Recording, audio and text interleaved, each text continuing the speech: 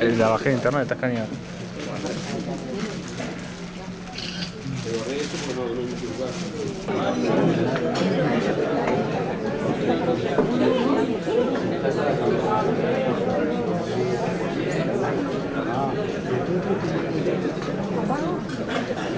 Stand-by.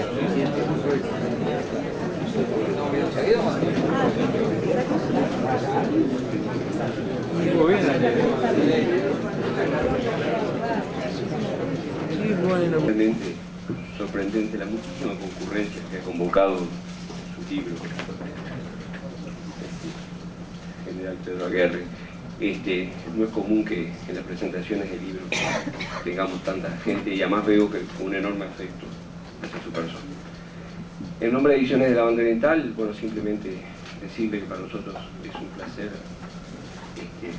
editar este libro que nos llegó hace relativamente poco. Creo que la gente de la Fundación hace poco más de 2 meses nos mandó el original casi definitivo. Me acuerdo que lo leímos en una noche de corrido.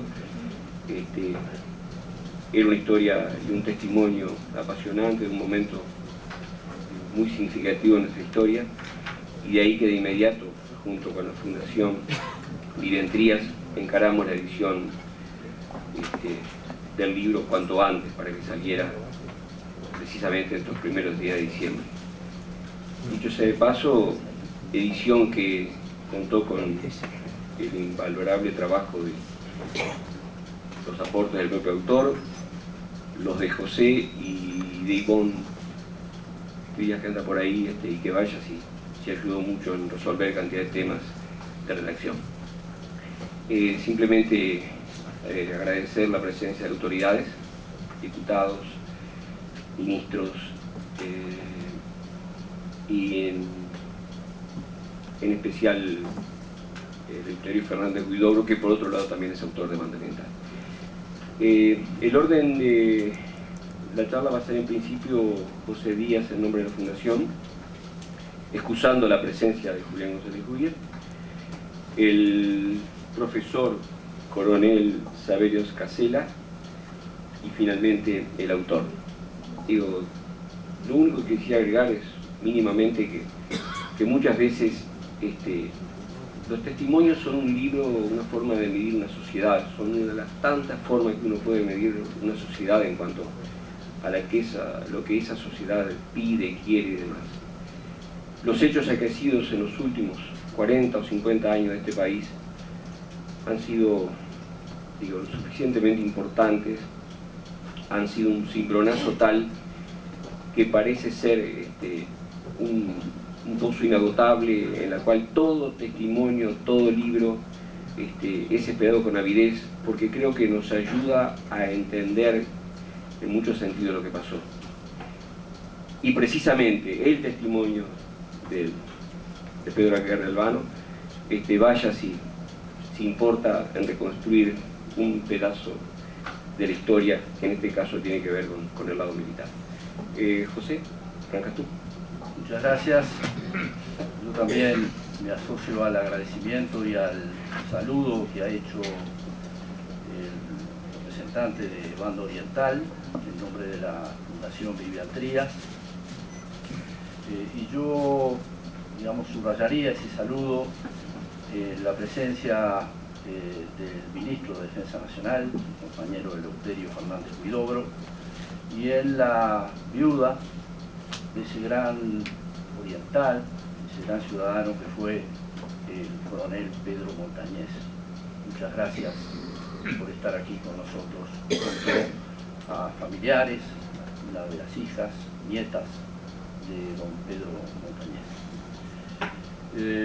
Yo no iba a hablar en la presentación de este libro, lo iba a hacer el magíster González Muller, Julián, gran conocedor desde la perspectiva civil de la cuestión militar, estudioso, participante en programas, en asesorías vinculadas al mundo militar. Queríamos conformar un panel con un comentarista del mundo militar y un comentarista del mundo civil, desde la perspectiva sobre todo académica. Yo no soy un académico, soy un político, un luchador social, y desde esa perspectiva voy a hacer breves comentarios sobre este realmente apasionante libro de un amigo del alma y un compañero de ideales como es Pedro Aguerre, Albano. Es un libro testimonial, sí, pero que tiene una singularidad por la que yo quiero empezar, que más allá de ser un libro testimonial, las memorias sobre una parte poco conocida de la historia reciente del Uruguay, el autor, lejos de centrar el libro en su persona, lo centra en el coronel Montañés y en la corriente 1815, que Montañés animó, pergeñó y condujo durante el periodo de mayor actividad dentro de las Fuerzas Armadas.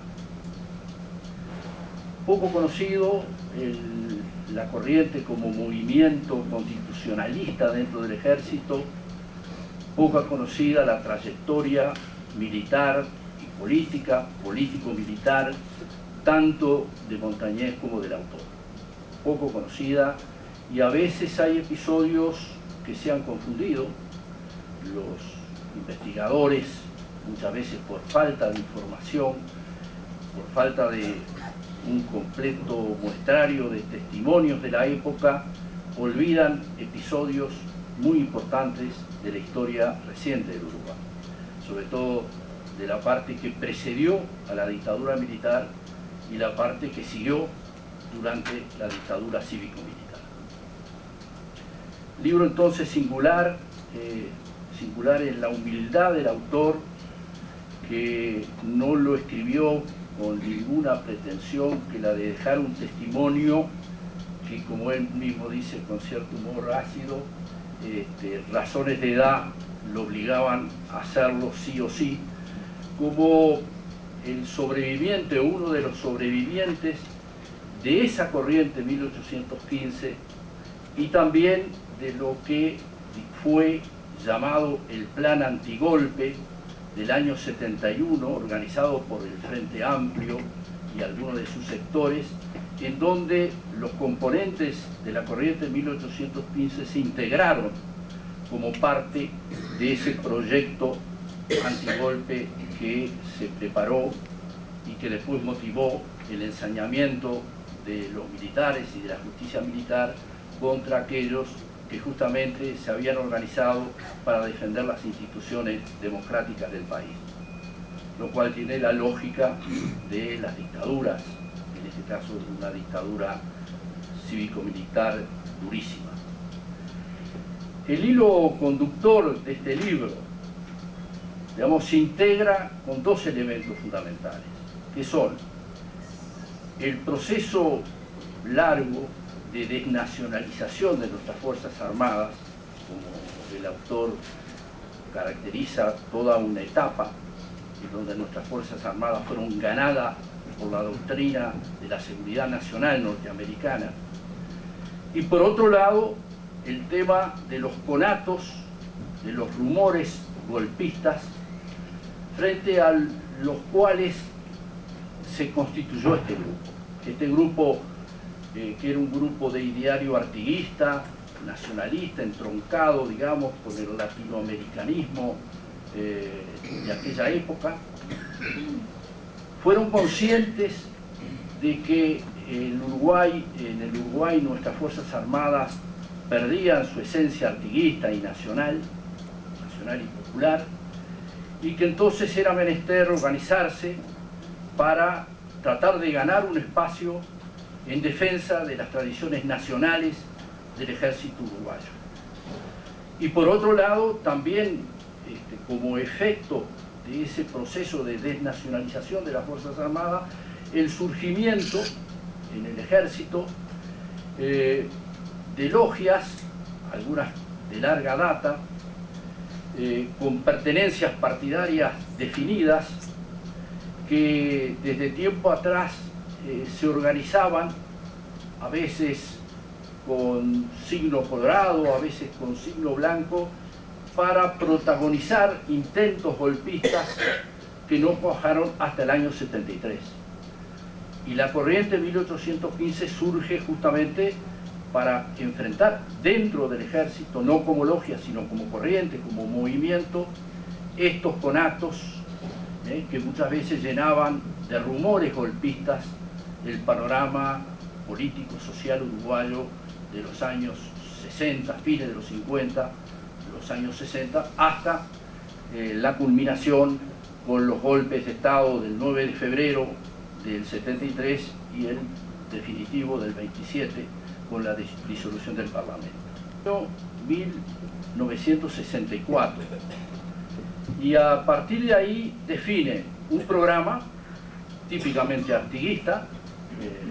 Cuando la conforman, eligen el nombre de 1815 en atención de la importancia que tiene ese año en la gesta emancipatoria del artiguismo. Y por otro lado también en esa reunión que conforman se definen por la defensa de la institucionalidad democrática uruguaya. Por eso es una corriente, es un movimiento constitucionalista que surge para defender las instituciones democráticas en peligro en aquella época, producto de ese proceso de desnacionalización y de intencionalidad golpista de algunos sectores de nuestras Fuerzas Armadas. Y entonces los intentos golpistas a veces tenían color colorado y a veces color blanco, lo cual no quiere decir que dentro del Partido Colorado o dentro del Partido Nacional hubieran grandes conductores democráticos que estuvieron enfrentados a estos rumores o a estos intentos golpistas, que yo simbolizaría en dos grandes figuras: Amílcar Vasconcellos por el Partido Colorado y Wilson Ferreira Durante en el Partido Nacional. Hay otros también. Pero, de cualquier manera, desde el 58 en adelante, los intentos golpistas, los rumores golpistas, tuvieron uno u otro color, uno u otro signo. Y esta corriente 1815 surgió para enfrentarlo. Y hubo en distintas instancias del ejército, de las Fuerzas Armadas en general, enfrentamientos entre las logias golpistas y la corriente en 1815, en donde los primeros fueron avanzando en fuerza, en protagonismo, en influencia, en detrimento de los que integraban la corriente en 1815, que fueron perseguidos, ninguneados en su carrera, en su movimiento, en su desarrollo como profesionales de nuestras Fuerzas Armadas. Hasta que finalmente, como todos sabemos, en el 73, los sectores golpistas, obviamente con un respaldo fortísimo en sectores políticos partidarios de la derecha del Partido Nacional y del Partido Colorado, se conjuntaron para dar primero ese golpe inicial a las instituciones, que fue el 9 de febrero del 73, que Aguerre caracteriza como una rebelión de los militares contra las instituciones democráticas, y el golpe definitivo con la disolución de este Parlamento del 27 de junio del mismo año 1973. El libro señala las distintas posiciones que ellos pudieron adoptar, la debilidad que tuvieron en determinadas instancias para poder enfrentar con éxito el movimiento golpista.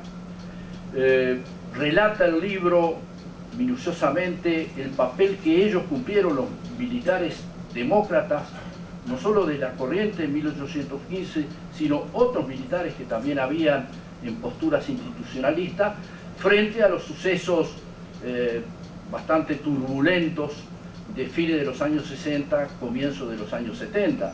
El comportamiento que tuvieron nuestros militares demócratas frente al movimiento social represaliado en la época, por ejemplo, de Pacheco Areco. Ahí hay relatos bien interesantes en donde se puede probar, se prueba con hechos, cómo operaban los sectores civiles contra el movimiento social y cómo los militares demócratas de nuestro ejército tuvieron que sobrellevar esos mandatos que desde el gobierno se establecían para enfrentar violentamente al movimiento social en desarrollo en aquellos años. Ahí se distingue lo que era un militar demócrata con conciencia artiguista y nacionalista, latinoamericanista, de aquellos gorilas que estaban ya embalados en un proyecto golpista junto con sus mandantes, los sectores de la derecha, del Partido Nacional y del Partido Colorado. También el libro obviamente relata las peripecias tanto del protagonista, del homenajeado del libro, el coronel Pedro Montañez, como las vicisitudes pasadas en ese periodo por el autor del libro.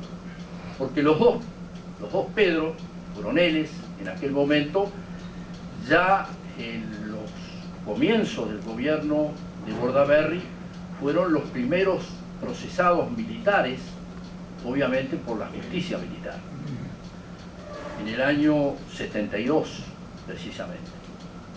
Luego tuvieron un corto periodo en libertad hasta que finalmente, ya el proceso golpista en desarrollo, fueron nuevamente procesados hasta que la ley de amnistía del año 85, junto a otros compatriotas presos, les permitió recuperar la libertad.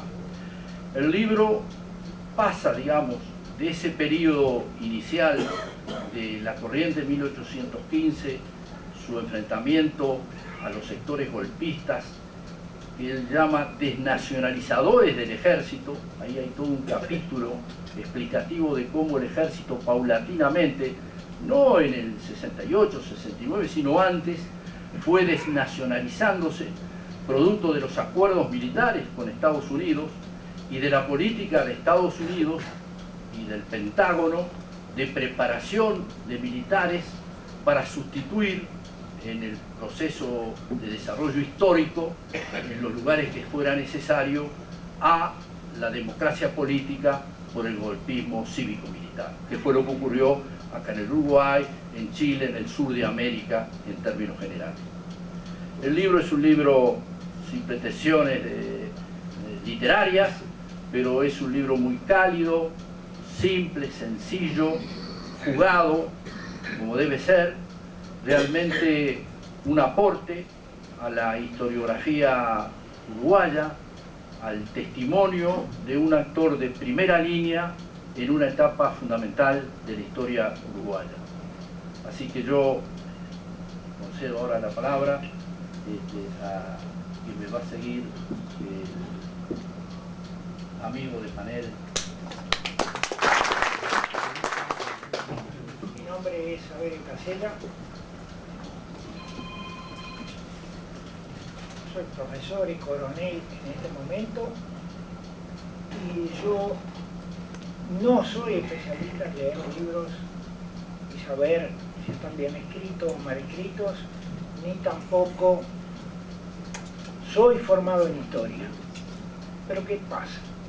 Lo que pasa es que a mí todo esto que nos sucedió en estos años oscuros creó unos mundos mágicos que yo creo que hay que separarlos un poco del recuerdo tan prolijo que hace el coronel Aguerre para centrarlo en otras cosas. Una cuestión que quiero aclarar de principio es que yo no fui ni soy integrante del 1815. La segunda cosa es de que yo pienso que este libro, al igual que lo dijo el doctor, es un libro que va a ayudar a los futuros historiadores a reconstruir este pedazo de la historia uruguaya. Vamos a tener claro que yo le llevo la ventaja que lo leí. Y entonces digo que el libro tiene preguntas. Tiene muchas preguntas. No están contestadas. Están para que el lector las piense. O el que venga atrás haga las consideraciones que entienda convenientes. Uno de los mundos mágicos a los que me quiero referir es el mundo de la cárcel. Es decir, nosotros fuimos a la cárcel, pero en unas condiciones bastante diferentes a los otros presos. Y esto tiene que quedar claro. Es decir, fuimos 22 hombres puestos en 6 celdas y un baño en el 6º piso de la cárcel central de policía. Y bueno, y allí hubo una cosa muy buena que fue la de el compañerismo que existió. No éramos compañeros de años ni nada por el estilo. Yo siempre pongo de ejemplo que cuando yo nací, y no soy tan chiquito, ya estaba preso el general Frigerio del golpe de terra que fue compañero nuestro. Es decir, abarca mucho tiempo, muchas cosas, la gente que está detenida allí, y sin embargo se organizan las cosas. Y las cosas no se organizan porque venga la policía y lo organice, sino que lo organizamos nosotros. Y creo que fue un gran triunfo. Muchas veces el querido coronel Zuccarelli, hablando con nosotros, nos decía: miren que nos pusieron así para que nos reventemos a patadas entre nosotros. Ojo. Pero no pasó nada. Es decir, se tomó una rutina militar, nos levantábamos, tomábamos mate. Bueno, había un compañero, porque siempre no falta el distinto que no tomaba mate, pero tomábamos mate, y ahí se iniciaba el día, que a lo largo de todo el día nos hacíamos espacio y tiempo para hacer ejercicio físico. Gracias a algunos compañeros que tenían buena información de la teoría de Cooper, nosotros hicimos trotadas allí para hacer los 4 puntos semanales, casi todos. Y nos fue bien con la parte de salud. Por otra parte, tuvimos atención médica buena, tuvimos atención odontológica buena y un trato amable por parte del personal policial. De la cárcel central de policía de Montevideo, un día nos llevaron un trozo del grupo que se fue para la penitenciaría de Punta Carreta. Eso nos liberó el espacio y bueno, quedamos divididos en 2 grupos en razones distintas, y está muy bien contado por Aguerre el espacio de la cárcel de Punta Carretas. Ahora bien,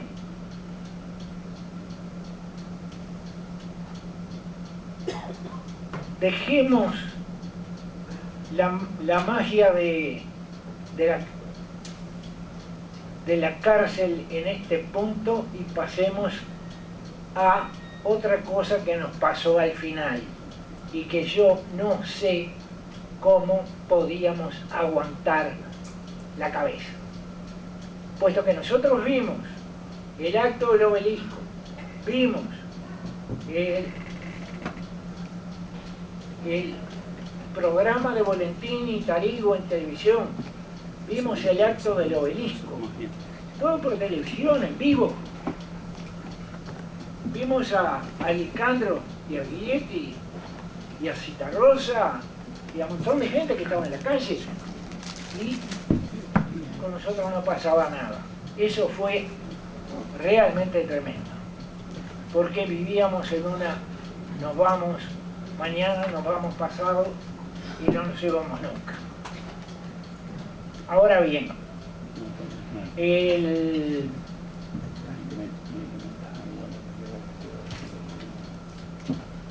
otro aspecto que yo quería tocar es que hubo otro mundo mágico también, absolutamente mágico, que fue Punta Gorda. Por Punta Gorda pasamos casi todos. Algunos una vez, otros dos, otros tres. Punta Gorda era absolutamente mágico, porque uno estaba con el ruido de los aviones, el ruido de las gaviotas. Bueno, estamos cerca de una playa, estamos... No, pero era eso que era una locura. Es decir, la locura del golpe, la locura del maltrato, un montón de cosas. Fue una cosa bastante dura y que yo creo que la llevamos casi todos bastante bien. Yo salí de mi casa a comprar cigarrillos, en esa época se dejaba fumar, y de ahí me llevaron para Punta Gorda. Y en Punta Gorda estuve hasta que me llevaron a Blandengues. Y en Blandengues me volvieron a interrogar la gente de Punta Gorda. Y volví a Punta Gorda. Entonces, como bien le aclaró el Nino Gabazo a un subalterno que me encajó semejante puntapié en la zona más querida del cuerpo,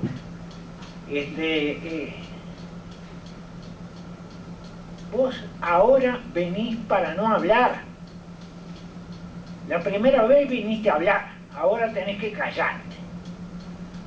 Con esa lógica. Y eso fue la noche de San Juan del año 76, donde estuve toda la noche desnudo, esperando que me fusilaran, claro. Y se divertían. Nada más. Pero después uno vuelve a ese ámbito loco de estar en un salón con gente vendada y la gente que quiere saber quién es uno y uno que no sabe cómo decirle porque no nos conocíamos la mayoría, y bueno, y sin embargo con todo eso lo llevamos y salimos más o menos bien. Ustedes se van a encontrar en el libro un cuento del pelao malo. Yo tengo un cuento del pelao bueno ahora, porque acá hay que reírse de vez en cuando. El pelao bueno, que era amigo de algunos integrantes de los que estaban allí en Punta Gorda, nos dijo una noche que nos íbamos para la cárcel central. Era ir para Tahití, yo qué sé, una excursión sensacional que teníamos a salir de aquella cosa. Y entonces dijo, ¿qué quieren comer? Y una voz muy fuerte dijo milanesa. Y esa noche comimos milanesa. Y salimos al otro día para la cárcel central en el Leoncino, con todas las propagandas de Frankfurter y jamón que tenía el costado, nosotros adentro, que creo que fue el que usaron para todas para todos los transportes con muchos detenidos. Bueno, y fuimos a esa cárcel en la que yo les contaba más o menos cómo era la cosa, y yo creo que sí, vuelvo a recalcarle que este libro va a servir mucho a las generaciones que vienen, como le va a servir ahora a mucha gente inteligente que lo lea. Y felicito al compañero Aguerre por la tremenda memoria que tiene para hacer esto. A mí me dio trabajo seguirlo.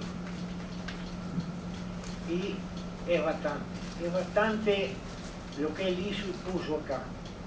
Y si no lo ponía Aguerre, no lo ponía nadie, por una razón muy simple. Bueno, les agradezco mucho la atención.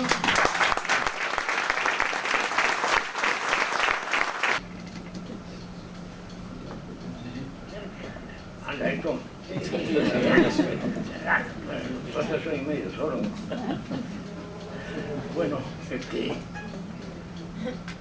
lo primero que quiero decir es que agradezco enormemente el apoyo que nos han dado, porque esto fue un esfuerzo.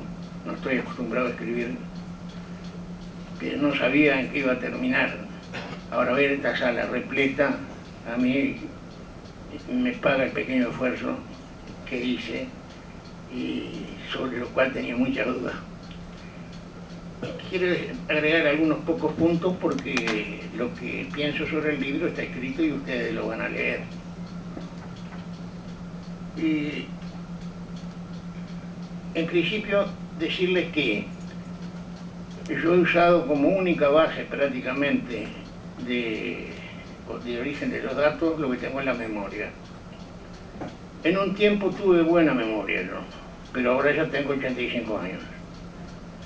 Recuerdo que algunas cartas que llegaban a Punta Carreta del general Sereñi para el coronel Sufriategui, me las entregaba de mañana, y como bajábamos al patio después del mediodía, decía, bueno, usted quédese arriba, se lo aprende de memoria y mañana, cuando bajamos a las 9 de la mañana, lo repite para todos los compañeros. Bueno, realmente lo hacía, no me costaba mucho. Memorizaba el papel, antes de acostarme lo destruía y al otro día bajaba y como un loro repetía todo lo que Sereñi le mandaba decir a Sufriategui. Una vez sola tuve un problema porque un compañero y amigo muy estimado, el querido Castelito, Castelgrande, en la mitad de mi discurso me interrumpió. Entonces digo, pare, yo estoy hablando de memoria, tengo que empezar de vuelta. Empecé de vuelta y digo, te pido que no me interrumpan. Bueno, repetí todo, me recibieron 2 veces la información, pero ahora ya no tengo esa memoria. Y en muchas oportunidades recurrí a algunos de los compañeros, algunos de ellos los veo presentes, para cerciorarme por algunas dudas que tenía yo sobre fechas o hechos. Y bueno, más o menos la cosa ahí salió. Quiero decir que puede haber muchas lagunas o errores incluso, que, bueno, leyendo puede aparecer que los corrija. Un segundo punto, establecer claramente que tanto el Ejército como la Fuerza Aérea no apoyaron íntegramente el golpe de Estado. ¿Por qué? Porque antes del golpe de Estado, los servicios de información tuvieron el buen tino de, buscando la historia de los antigolpistas del año 58, 64, 66 y los que estaban aprontándose en el 71, llevaron una veintena de oficiales de la Fuerza Aérea y del Ejército presos, donde había oficiales superiores, jefes y oficiales, descabezando así el movimiento interno que había para reaccionar ante un golpe de Estado. Además, con la complicidad de los diarios, particularmente El País y El Día, publicaron una literatura denigrante para nosotros, porque solamente habíamos sido detenidos y ellos ya decían, serán dados de baja sin honores por la puerta de atrás y una serie de cosas, ya establecían la justicia, tratando, me parece a mí, de influir sobre los compañeros que no habían caído presos para alejarlos de nosotros. Además, ya nos atribuyeron la pertenencia al Movimiento de Liberación Nacional, cosa que le erraron porque Montañés y yo éramos socialistas, ¿no? Pero consiguieron con eso, me imagino, tranquilizar a mucha gente que en la duda, bueno, será cierto, no será cierto, pero la cabeza estaba, el movimiento estaba sin cabeza y no hubo reacción. El otro aspecto que quiero corregir, porque se ha dado muchas veces, repetidas veces en la prensa, distintos periodistas mal informados, han hablado de la logia 1915. Nosotros nunca fuimos logia, fuimos, como decía el doctor, un movimiento, una corriente de opinión abierta. La integraba quien quería. Era una corriente para renacionalizar a las Fuerzas Armadas frente a la absorbente avance que había tenido los yanquis en su influencia, donde llegaron a pretender que nosotros le tuviéramos como superiores a los que en el ejército de ellos tenían un grado superior. Bueno, otra cosa incorrecta era que decía una logia de tendencia sereñista. Nosotros no tuvimos nada que ver con el general Sereñi en cuanto a la corriente, porque en principio la corriente esta se formalizó en el año 64. A consecuencia de lo que hizo la UTE, de hacer un llamado limitado, una licitación limitada, en la cual no pudo participar la Fuerza Aérea, y que fue ganada por una empresa internacional. Eso determinó que un coronel, el enlace entre la Fuerza Aérea y el Instituto Militar de Estudios Superiores, Delfino Armaño, cuando fue a pedir un ejemplar, le dijeron, bueno, si usted quiere conservar su puesto, váyase tranquilo para su casa. Delfino Armaño era un católico convencido, pero un católico verdadero, practicaba lo que él decía creer, volvió muy decaído y dijo, no, esto ya entrega el país ya. Dice, porque con la información que se saca de la placa de cristal esa, donde aparecen todos los colores, los verdes, los rojos, hay una indicación de la composición química del suelo. Y esa información no va a venir para Uruguay, va a quedar en el extranjero. A nosotros nos van a dar un papel con el mapa del Uruguay, que fue lo que nos dieron. Una carta del 1.500.000. Dice, yo paso a retiro. Quisimos convencerlo que no lo hiciera. Era una pérdida para nosotros. Pero él se mantuvo firme y ahí decidimos con Montañés hacer una apreciación para ver en qué mundo estamos viviendo. O sea, ponernos un poco en la política, cosa que el militar en general no lo hacía.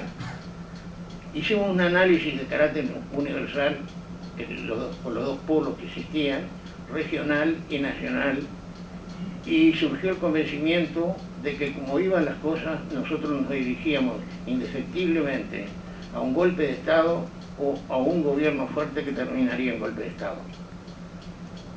Por lo cual decidimos crear la corriente 1815, donde trabajamos los dos juntos, hasta que después fuimos 5 y nos constituimos ahí como una especie de dirección, y fuimos ampliando el número, algunos que no se comprometían a trabajar, pero sí que nos aportaban información, que era valioso, porque también buscábamos la información sobre los golpistas que trabajaban los tenientes de Artigas desde el año siguiente al que nos formamos nosotros.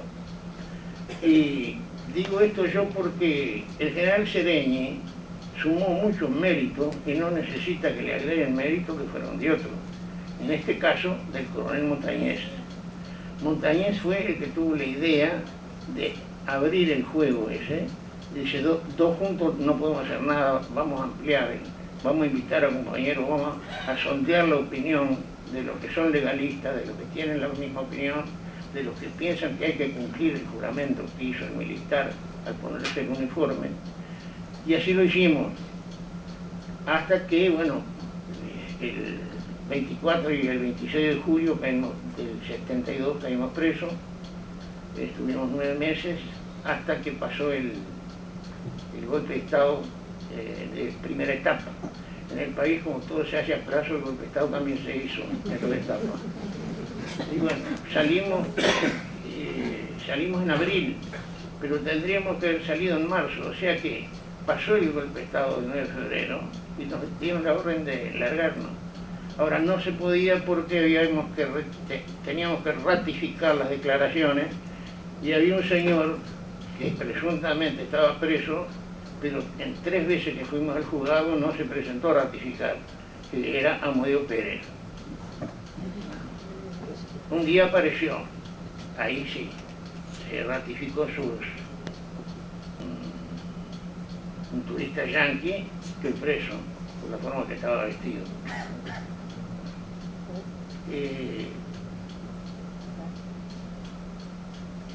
Ahora, otro punto que ahora me preocupa es lo que se habla de un nuevo tratado de ayuda mutua con los Estados Unidos. Yo no sé cómo está previsto, cómo va a ser, pero sí voy a hacer una referencia a lo que significó el anterior que tuvimos, y que ya murió prácticamente, el primer tratado de ayuda mutua. Nos obligaron a deshacernos de todo el material que ellos no tenían, de los cuales ellos no tenían la provisión. Así los tanques que había, los M3A1, es cierto que viejo, pero todas las armas son buenas cuando hay que pelear, las viejas también. Se cortaron las ametralladoras Hawkins, de origen belga, muy buenas, de mucha seguridad en el tiro. Hicieron cortar en pedazos las ametralladoras ZB-30 checoslovacas que abastecían a la caballería e incluso servía como elemento antiaéreo. La fábrica de municiones, una pequeña fábrica de municiones, que fabricaba el cartucho, ponía los fulminantes, ponía la pólvora, ponía el kilomico. Bueno, a esa la fraccionaron y la vendieron. Y tengo entendido que el que compró la máquina que hacía de un pedacito de bronce así, cilindro pequeño, pasaba sucesivamente por un taca que iba conformando el cartucho. Que eso lo compró un fabricante de lápices de labio. Y le hizo los tubos de lápices de labio de muy buena calidad. Esa prohibición que tuvimos nosotros de tener armas, ni comprar armas en otro lado, llegó a que en el año 67, estando yo en el departamento 4, logística, quien era su jefe, el coronel Ojeda, me pidió que hiciera un sondeo a ver cuál era la cantidad de munición que teníamos en cada una de las armas. Bueno, fue decepcionante el resultado. Para armas de apoyo, o sea, artillería, no había munición, ni de los 105, ni de los 75 y 105 sin retroceso, infantería, los lanzacohetes no existían, ni siquiera los cañones 37 que sirven para hacer salvas cuando muere algún militar de alta graduación, no existían. Y la munición de las armas portátiles, o sea, pistolas y fusiles de ametralladora, la dotación que teníamos daba para 2 minutos de fuego. Bueno, con eso el director de logística le pidió al agregado militar la provisión de eso en forma urgente, porque estábamos desarmados. Él le dijo que no podía porque la guerra de Vietnam absorbía todos los esfuerzos de Estados Unidos. Bueno, el coronel Ojeda le entregó al inspector del ejército, que era el general Borba, le entregó el papelito ese, diciendo que no teníamos armas. Y no pasó nada por 2 días, hasta que el tercer día lo llama el inspector a Ojeda y dice: ¿quién le entregó al presidente de la República el papel ese que usted me dio? Ojeda le dijo: en general, yo se lo entregué a usted. Alguien, una mano, ayudó a que Gestido se enterara de que le pasaron récord y a insistir nosotros entonces en el pedido ante el agregado militar americano. Pero dio la casualidad que el coronel Trabal, que era teniente coronel, director de la escuela de policía, y con el cual estaba enterado porque charlábamos todos los días de que no teníamos armas, armamento, no teníamos munición, me llamó por teléfono y dice: mañana venite para acá por la escuela, te voy a mostrar algo. Lo que me mostró fue un fusil AR-15 en un estuche y un libraco así, con todas las armas y municiones que fabricaban los checoslovacos. Esa misión vino con la finalidad de venderle a la policía armamento. A lo cual Trabal les preguntó, a él le gustaba de vez en cuando hacer algún chiste, y se dice: pero díganme una cosa, ¿qué dirán los sindicatos de trabajadores si se enteran que un país integrante del Pacto de Varsovia viene a venderle armas a la fuerza que lo castiga y lo ningunea, no sé cuál es el término? Y el hombre le contesta, dice: miren, mi misión es vender armas. Esa fue la consecuencia que tuvo más importante. El primer tratado de ayuda mutua, imposibilitar que nosotros pudiéramos comprar armas en otro lado, o sea, mantener las armas que Estados Unidos quisieran. Yo creo que es una cosa a tener en cuenta si se está negociando hoy. Y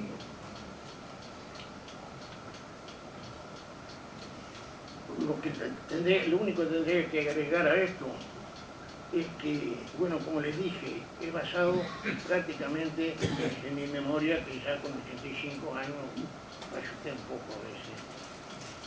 Por eso me imagino que pueden salir, y ojalá salgan, algunas respuestas rechazando lo dicho acá, oponiéndose o diciéndole, buscando una línea diferente. A lo que tengo que decir, con la herencia de Rodó, bueno, bienvenidos sean. Si contribuye a mejorar el conocimiento que tenemos nosotros, o que nos falta actualmente, de las cosas que pasaron. Si hay equivocaciones, que aparezcan a luz, que van a mejorar este trabajo. Lo que les quería decir.